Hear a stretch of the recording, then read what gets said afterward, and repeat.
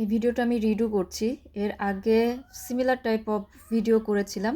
Exactly সেমটাই বলছি না, but similar কথাবার্তা বলবো। সেটা হচ্ছে একটা হ্যাবিট বিল্ড করতে অ্যাকচুয়ালি কতদিন লাগে।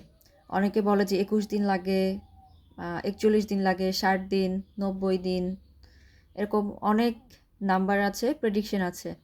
বাট আমি আমার পার্সোনাল এক্সপিরিয়েন্স থেকে বলতে চাই, সেটা হচ্ছে একটা হ্যাবিট বিল্ড করতে অ্যাকচুয়ালি হোল লাইফ টাইমই লাগে।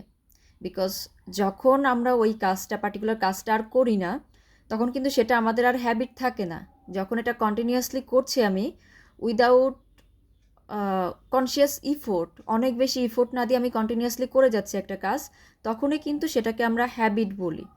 তো যখনই আমি 30 দিন করার পরে বা 40 দিন, 41 দিন, 60 দিন করার পরে কাজটা যখন ছেড়ে দিব আর করব না, তখন কিন্তু সেটা আমার আর হ্যাবিট থাকবে না। সো এখন থেকে এটা মনে রাখবেন যে যদি আপনি মনে করেন কোনো একটা জিনিস হ্যাবিটে রাখতে হবে, তাহলে এটাকে আপনাকে কন্টিনিউয়াসলি করে যেতে হবে। 21 দিন করে যদি আপনি ছেড়ে দেন, ওটা আপনার 21 দিনের হ্যাবিট ছিল, এরপরে আপনার লাইফ লং আর এটা হ্যাবিট হিসেবে থাকছে না।